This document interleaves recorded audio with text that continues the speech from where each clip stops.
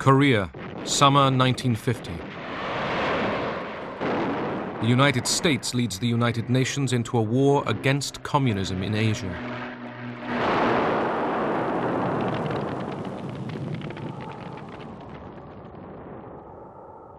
In winter, under attack from the Chinese communists, the UN troops are thrown into full-scale retreat.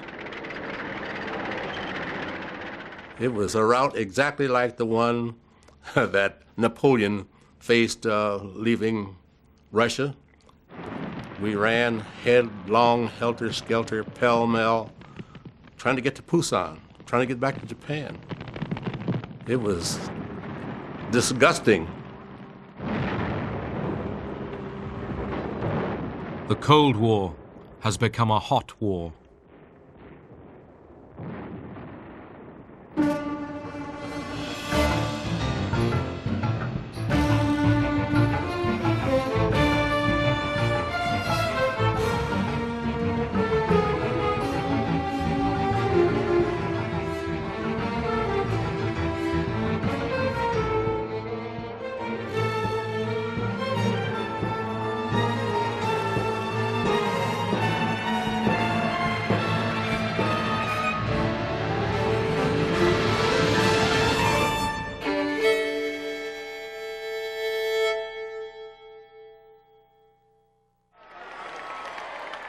August 1945. At the end of the Second World War, the Japanese army that had occupied Korea for 35 years surrenders.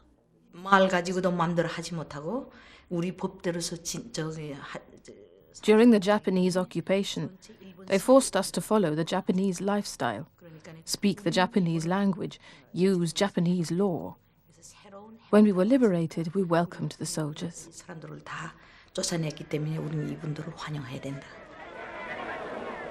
Russian and American troops liberated Korea, meeting together just as they had in Germany. As occupying powers, the Soviet Union and the United States agreed to divide Korea along the 38th parallel as a temporary measure. South of the divide, the Americans were in control. We made the Republic of Korea, really, between the Pentagon and the State Department. American generals installed a hard-line anti-communist, Syngman Rhee. His charm is somewhat deceptive because he's also very tough. He's absolutely unforgiving, very patriotic. And he's not nearly as sweet as he looks. Rhee was appointed as first president of the new Republic of Korea in 1948. American troops withdrew. North of the 38th parallel, the Russians were in control. They established a communist regime through a network of people's committees. Kim Il-sung, who had spent the war in the Soviet Union, was groomed for power. He was a very handsome young man, always smiling. Everybody liked him in Korea. He made a very good impression. He was the national hero of the Korean people. The Democratic People's Republic of Korea was proclaimed, with Kim Il-sung as its president. As Soviet troops withdrew, Kim dreamed of uniting Korea under communism. Kim Il-sung understood that to resolve the problem of unifying the two Koreas was very difficult, that he would need help. Of course, the help he was hoping to get would come from the Soviet Union.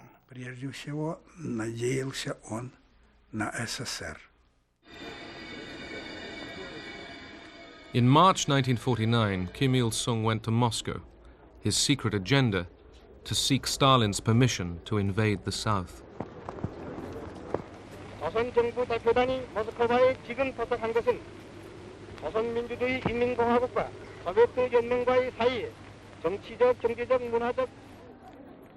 Stalin, preoccupied with crisis in Berlin, rejected Kim's request to invade.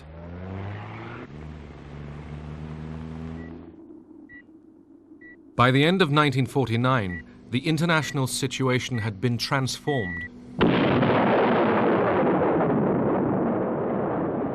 The Soviets detonated their first atom bomb.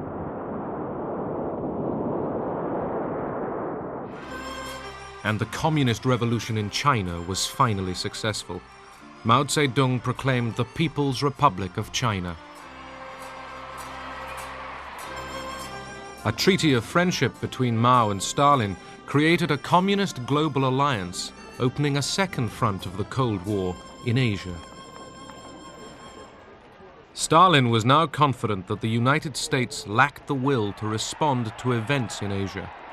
In April 1950, he finally gave approval for Kim Il-sung to invade South Korea.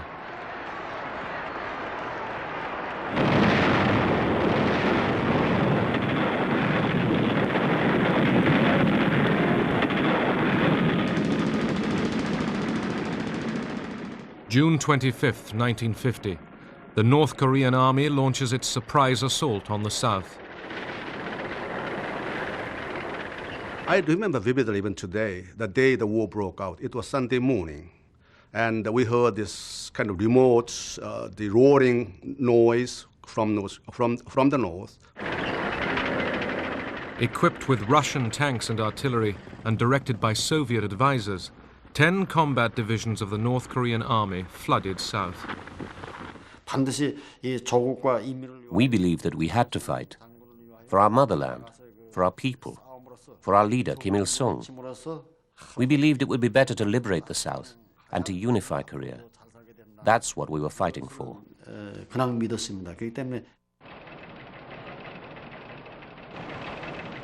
Sunday morning in Korea, Saturday evening in Washington. The Sunday papers prepare to go to press. It was Saturday evening. I got a telephone call from the UP duty officer saying that Korea had been invaded by North Koreans. And momentarily the remark stunned me so much, and I didn't know what to say. Whether he was joking with me or whether he was really sure. Senior officials were recalled that night to the State Department. When the invasion occurred of South Korea, I think there was an immediate sense that action had to be taken. Exactly what that action was to be and how far it was to go, it was not something we had planned on. We had not worked out a contingency plan for a war started by North Korea with South Korea. And about midnight, there was a call from President Syngman Rhee. I took the receiver and I said, please ask American government to rush necessary help. The South Korean ambassador went immediately to the State Department to see Assistant Secretary Dean Rusk. He said, if I quote him, we felt that this is a matter America alone cannot be concerned with. It is a matter the world has to be concerned. And with that judgment, we have decided to summon the Security Council for an emergency session. Noting with grave concern the armed invasion of the Republic of Korea by armed forces from North Korea. The following day, the Security Council met. Moscow was boycotting the United Nations because of its refusal to admit communist China. Those in favor will please raise their hand. The United States seized the opportunity to condemn North Korean aggression. Carried by 9 votes for, 1 against, and 1 abstention. 2 days later, the Security Council voted to create a United Nations military force to defend South Korea. This is, in fact, an attack on the United Nations itself. Under the UN flag, soldiers from 16 nations would fight against communism. We were elated. We felt very, very good, very encouraged. We felt, first of all, we felt that probably Korean unification was to come about as a result of the resolution itself. President Truman addressed the nation. Korea is a small country, thousands of miles away. But what is happening there is important to every American. The fact that communist forces have invaded Korea is a warning that there may be similar acts of aggression in other parts of the world. The feeling at that time was that a military operation of this magnitude could not possibly have been taken without the support of the Russian military. In other words, it was concluded right at the beginning that this was a movement, this was something happening in the context of the Cold War.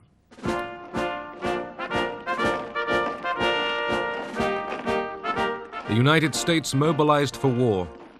The reserves were called up. At the time we entered into the war, led the UN into the war with us, it was a very popular war. Everybody was agitated, getting ready to go overseas. There were all sorts of feelings. Trepidation, expectancy. There was quite a feeling of wanting to stop the communists from taking over anywhere in the world. They wanted to stem the tide of communism. General Douglas MacArthur, the Allied Supreme Commander in Tokyo and the legendary victor of the Pacific War, was appointed to lead the United Nations forces. He was worshipped in Japan. This man had a tremendous ego, and it had been fed for all these years. I do believe he was, at this point, felt that he was infallible.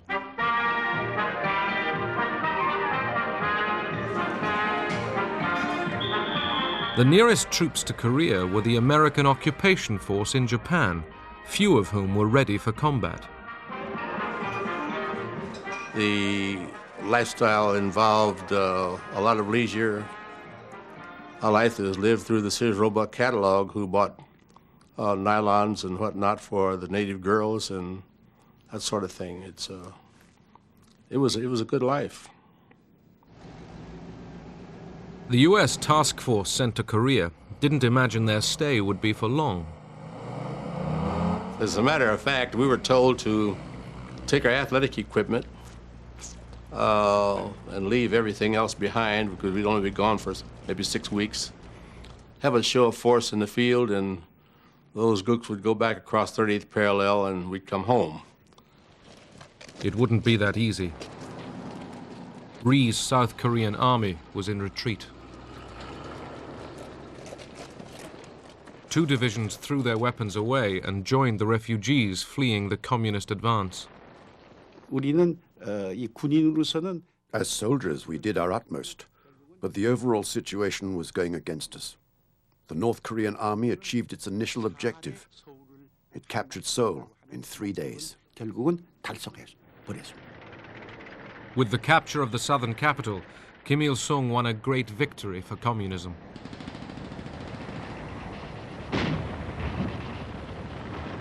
When we got to Seoul, the army told us the campaign was finished. They told us political reforms will follow. Now the country will be unified with ease. We didn't think there would be any more war.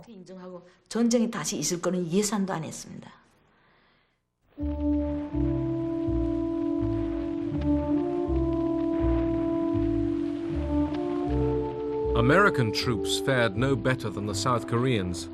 With no effective anti-tank weapons, the American line collapsed.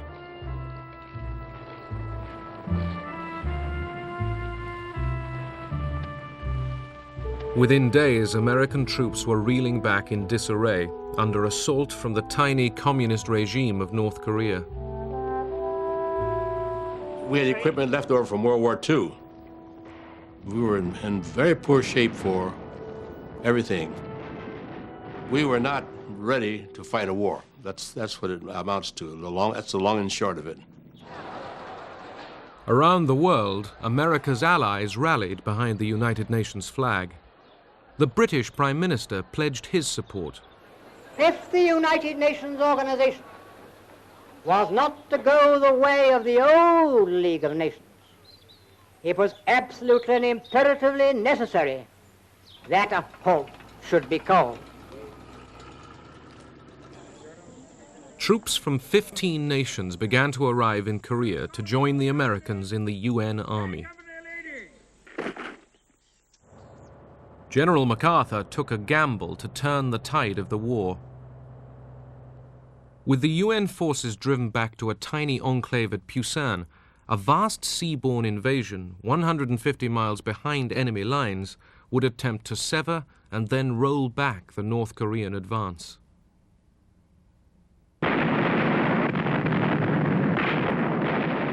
Dawn, September 15th, 1950.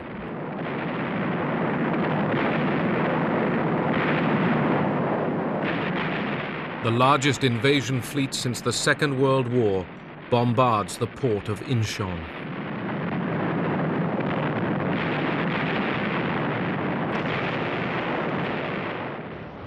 American and Korean Marines go ashore in huge numbers. When we landed, we approached the beach at full speed.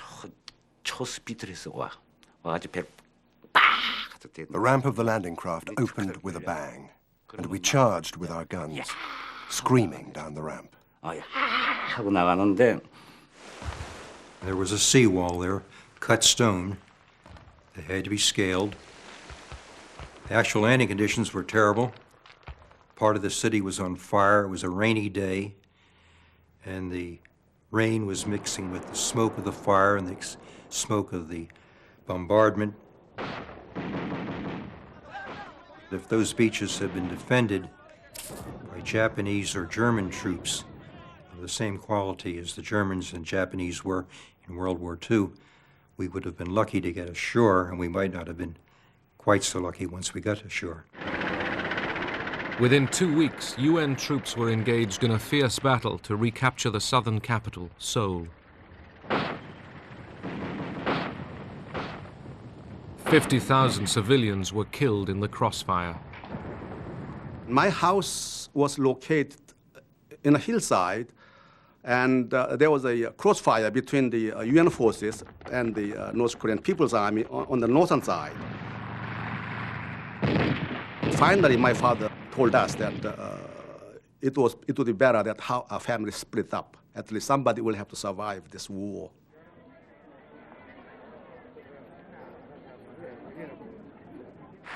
After finally recapturing Seoul, MacArthur reinstated Syngman Rhee in the Parliament building.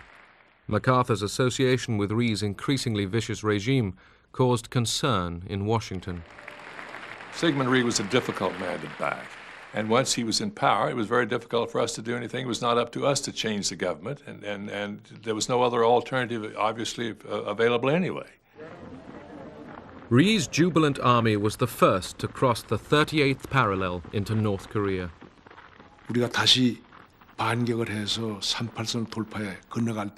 When we counterattacked across the 38th parallel, every one of us, soldiers and people, thought now the drive was on to unify the whole Korean peninsula. 통일이 되는 하나의 결정적인 계기가 왔다. 이렇게 생각을 했습니다. The UN troops, too, advanced into North Korea. MacArthur's war aim now appeared to be hot pursuit of the invader. I thought we'd won the war. I shouldn't laugh at this point, but I have to. I really thought we had won the war, and I think that was a general feeling. And we went north with high hopes. The giant Yalu River marks the boundary between North Korea and China. Across this border, the Chinese leadership followed the war with alarm. They feared the American army in North Korea would invade the Chinese mainland.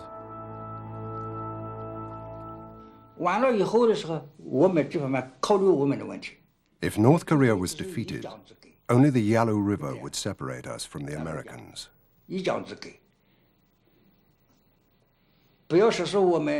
We couldn't accept this,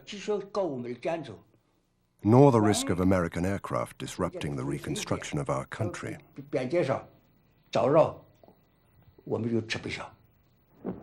From devastated North Korea, an urgent message went out to Beijing.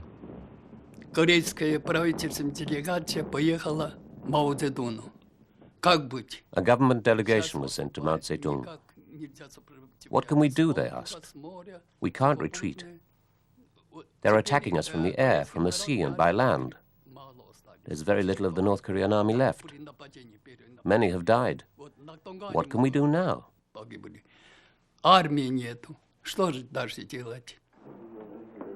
The communist leadership in Beijing was deeply divided over intervention.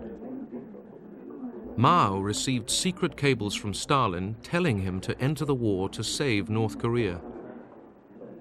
Wanting to assert China's power in Asia, Mao was agreeable.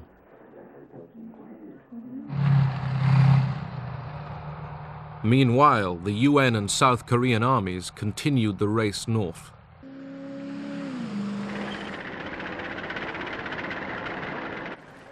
On October 19th, Pyongyang fell. It was the only communist capital ever to fall to the West during the Cold War. MacArthur had the bit in his teeth. He was pursuing a defeated army. The race to the Yalu was on. MacArthur was surprised to be summoned to Wake Island in mid-Pacific for a meeting with President Truman. MacArthur assured his commander-in-chief there was no possibility of China entering the war. He took the award of yet another medal as a signal that he could continue the advance towards China. When the president asked him to stay for lunch, MacArthur refused. While Truman and MacArthur were talking, Mao ordered the Chinese army, called the People's Volunteers, to enter Korea. 500,000 Chinese began to cross the Yalu River and waited for the UN forces to approach the border.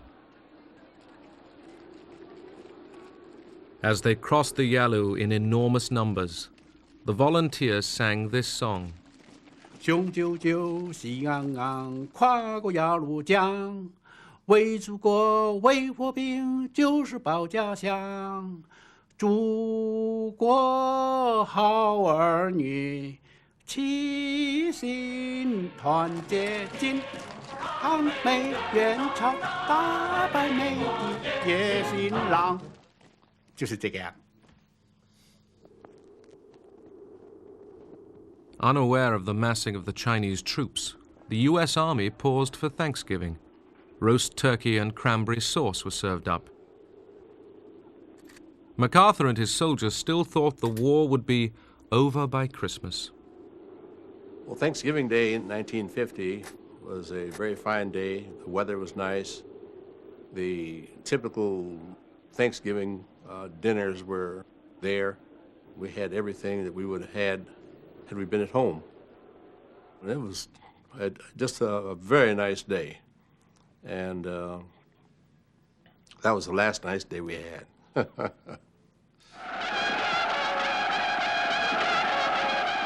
Next morning, 300,000 Chinese attacked. They'd blow these bugles, and they had a chilling effect on the soldiers. The first aim of the volunteers going into Korea was to defend our homes and country, the motherland. We couldn't allow others to cross the Yalu River and invade us. But also we wanted to help the Korean people. As in China's long civil war, Mao believed that greater motivation could defeat an enemy with superior arms. Because our war was a just war, the enemy could be defeated.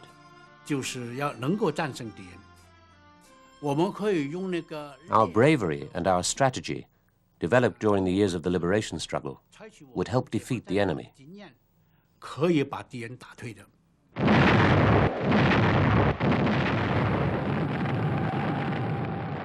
reaction when China came in was that we had a whole new war, a whole new situation. It was a very terrifying situation, and one that was extremely troubling.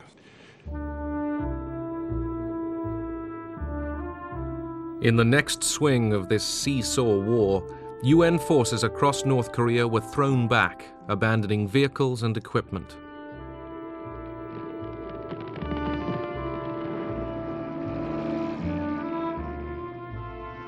We had people on top of the trucks, on the running boards, just heading south.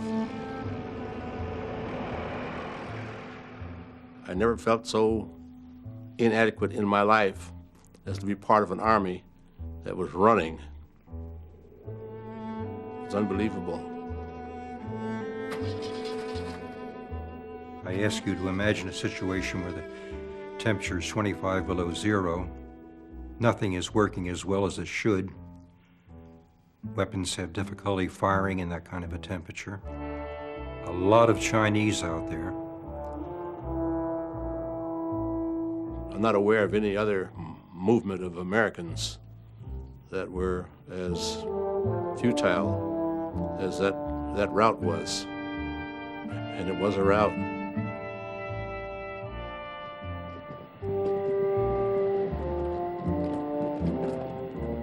American soldiers called it bug-out fever. We are fighting in Korea for our own national security and survival. We have committed ourselves to the cause of a just and peaceful world order through the United Nations. We stand by that commitment. At a Washington press conference, journalists repeatedly pressed Truman on the possible use of the atom bomb. It went on and on and on, just like that. The president not being able to shut this thing off. And until people began to think that maybe we were going to use the atomic bomb. The bulletins about the president's press conference went around the world immediately. And that caused incredible alarm. British Prime Minister Clement Attlee was sufficiently alarmed to fly to Washington for crisis talks. My aim in these talks is to align our policies in the new and troubled situation in the world and to find the means of upholding what we both know to be right. Next day, Truman assured Attlee that there were no plans to use atomic weapons. I think the Americans understood it would be tit for tat. If they use it, we will use it. We had an agreement with the Chinese. That's why they didn't use the atomic bomb.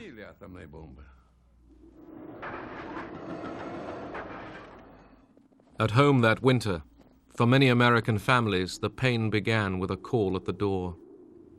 The 29th of December, the doorbell rang. It was on a Friday. I had just washed my hair. And I opened the door, and there was a boy delivering a telegram. And he turned on his heels and left. And I knew the telegram was going to tell me either he was dead or alive. And when I opened it, I just thanked God that he was missing in action. As far as knowing when he became a prisoner, that wasn't for another year. Even though we knew he was in a camp, I never knew from day to day how he was doing. I never knew from letter to letter if he was alive, so I always held out hope that he would come home, but I never could say that he would come home.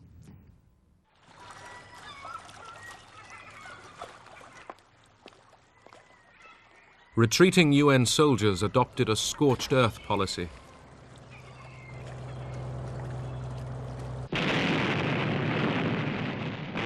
After withdrawing from Hungnam, American engineers blew up the dockside. The Chinese, rapidly advancing, recaptured the northern capital, Pyongyang. At the beginning of 1951, Seoul fell again to the communists. General Matthew B. Ridgway was appointed by MacArthur as the new field commander. At last, UN troops began to slow the Chinese advance. the defeatism and the bug-out fever and so forth that had afflicted the Eighth Army before was eradicated. From the beginning, the United States enjoyed air supremacy. When I was flying up along the Yalu in the F-86, the Sabre, we were using tactics that literally had been used in World War I and World War II, except we're flying jets at much higher speed. When Russian MiG-15 fighters with well-trained Russian pilots were sent to the war zone, they posed a challenge to American supremacy. Мы имели задачу туда ехать. Our mission was to go there to train pilots. Для обучения. But later we ended up as participants in the Korean War. Оказались участниками этой Корейской войны. The presence of Russian pilots risked bringing the Soviet Union into direct conflict with the United States. Наше руководство, и государственное, так и военное. Our government and the military demanded complete secrecy. Нас обязывали, как можно. We must never let the enemy know they were fighting Russians. Чтоб наш противник не понял, что воюет против них русские.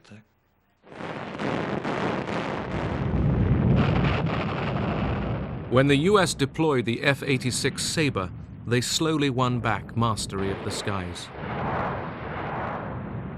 This enabled American aircraft to keep up a constant offensive on ground targets. For ground attack, we were flying the F-9F, the Panthers. Now, they would carry a large bomb load, and we could carry a couple of 1,000-pound bombs on that airplane, and on some flights, 100-gallon napalm tanks with a white phosphorus grenade cap on there so that when it hit the ground and impacted, it would burst into flame and ignite the napalm. And so we used all of those things from time to time on ground attack. MacArthur now called for the bombing of Chinese cities and for the pursuit of the war in mainland China. This was too much for Truman. I believe that we must try to limit the war to Korea for these vital reasons: to make sure that the precious lives of our fighting men are not wasted, to see that the security of our country and the free world is not needlessly jeopardized, and to prevent a third world war. A number of events have made it evident that General MacArthur did not agree with that policy. I have therefore considered it essential to relieve General MacArthur so that there would be no doubt or confusion as to the real purpose and aim of our policy.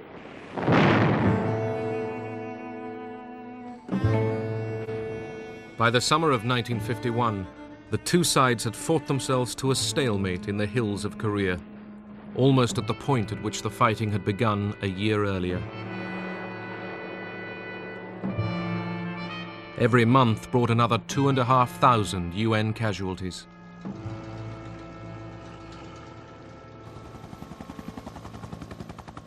It became evident to us that we were not going to fight this war to win it, that we were going to fight it to some negotiated kind of peace.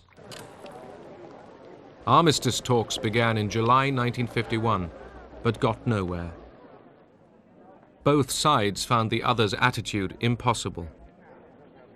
이 공산주의자들하고 교섭이라는 건 굉장히 어렵습니다. Negotiation with the communists was very difficult. They treated the negotiations like a battlefield tactic, something to buy time. 그 사람네들은 시간 버는 것도 있고요. One of the main stumbling blocks at the truce talks was the fate of the prisoners of war. Both North and South Koreans maltreated their prisoners. 1 in 3 American POWs held by the North Koreans died during the first winter.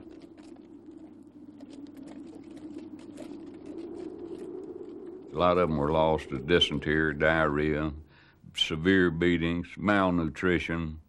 Some of them were, stragglers. They were just beat with rifle bullets till they died, or bayoneted, or you either kept up or you died. It was that simple.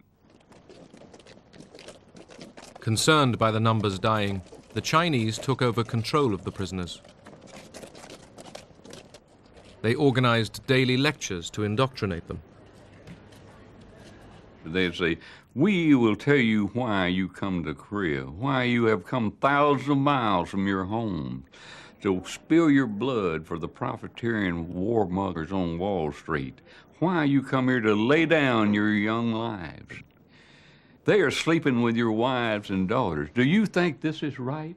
And this would go on for days on end, hour on end, days on end, forever, continuously. Back home, few people wanted to know. Everybody was involved with World War II, but nobody was involved with Korea. The newspapers had so little in them. If I wanted to know what was going on in Korea yesterday, I would have to get the New York Times, because on page 2, they had a short column on the Korean War every day. But most of the other papers didn't, and you would only see headlines when there was a skirmish or if some hill had been lost or won, you know. So there wasn't that interest. There really wasn't. You know, it wasn't like Vietnam where you ate dinner and watched television and saw the latest battle. You know, there wasn't anything like that. In Japan, the Korean War galvanized the economy, generating $3.5 billion of spending. Japan, the ex-enemy, now became a bastion of capitalism in the struggle with communism in Asia. Japan became the jumping-off place for the Korean War. The dockyards and shipyards were used to rebuild, recondition the ships. Japanese electronics, which are probably now the top of the world, really got their start in the Korean War. In South Korea, the UN held 130,000 communist prisoners. Each one was asked if he wanted to return to his country of origin or stay in the non-communist world. The communists were outraged when almost half of the POWs chose not to return to their communist homes. Violent protest dogged the camps. When the armistice talks resumed at Panmunjom, the fate of the prisoners delayed the negotiations for months on end. As the truce talks stalled, the relentless bombing continued. American bombers dropped almost as much explosive on North Korea as they had on Germany during World War II.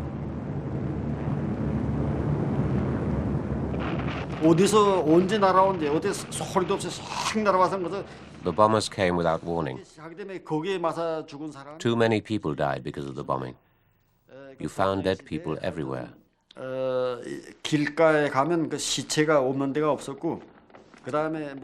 was hardly a single house left standing.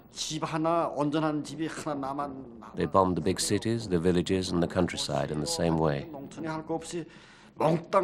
I saw it all with my own eyes.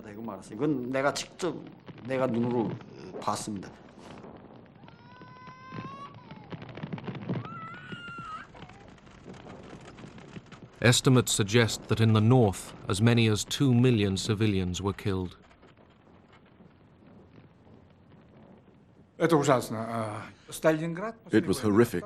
They said Stalingrad was destroyed 96% in the Second World War, but Pyongyang was destroyed 100%. Everything was burnt to ashes. Not a single house left.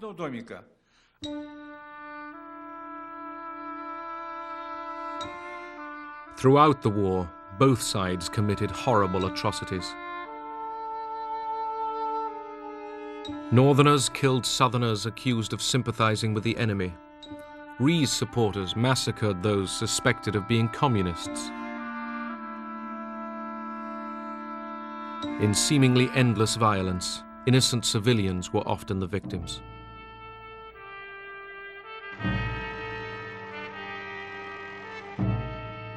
At Panmunjom, the talking continued. Spanning 2 years, there were hundreds of meetings.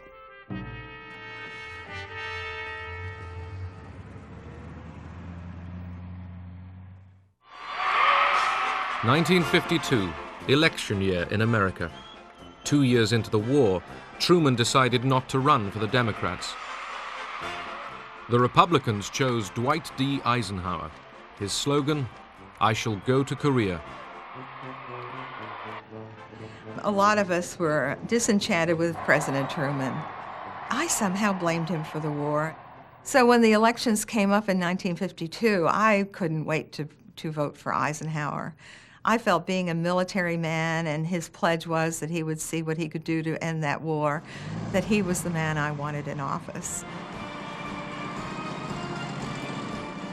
Eisenhower defeated the Democrats in a landslide victory. There were changes in the East also. In March 1953, the communist world mourned the death of Stalin. Stalin had kept the war going. His successors wanted to end it.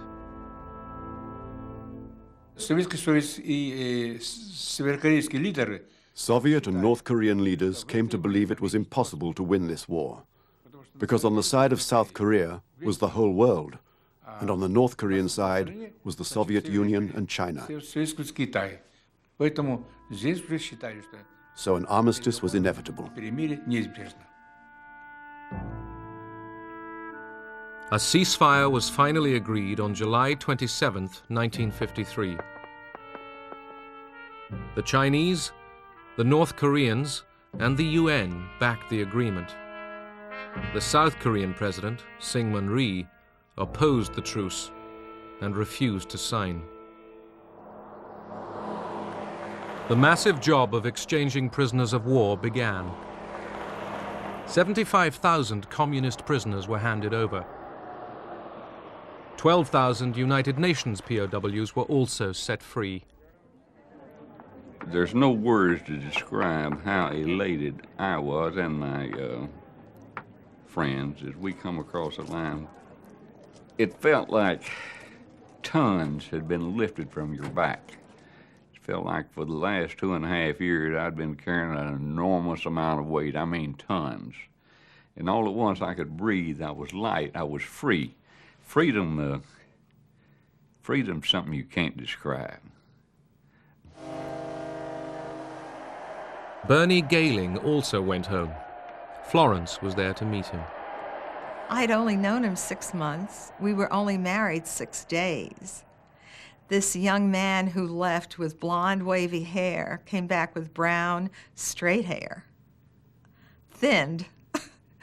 And he was gaunt. I mean, he no longer had the facial structure that he had when he left. This man that I had waited for 33 months. And then he comes home, and I don't really know him. But it didn't take long.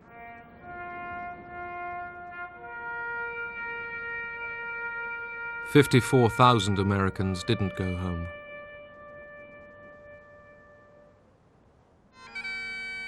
The war claimed the lives of 3,000 men from the armies of 15 other nations. In China, Mao called it a great victory, and the volunteers returned home as heroes. An estimated 500,000 Chinese soldiers had died in the war.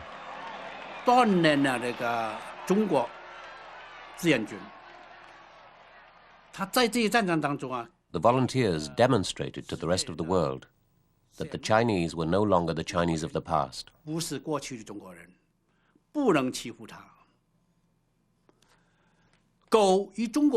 China could not be bullied. China was no longer the lame dog of Asia.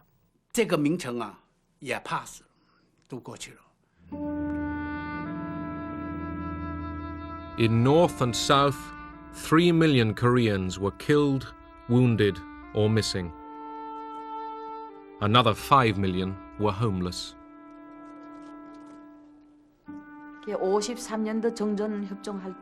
When the truce was negotiated in 1953, there was a chance for the Korean people to breathe.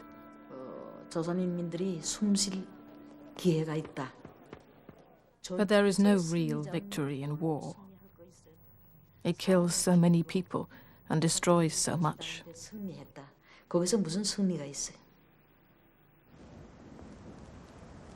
No victory, but the West held the line. In Korea, communism had been contained. In broad terms, it was a defeat for socialism. We were unable to impose the socialist system on South Korea, so it was a defeat.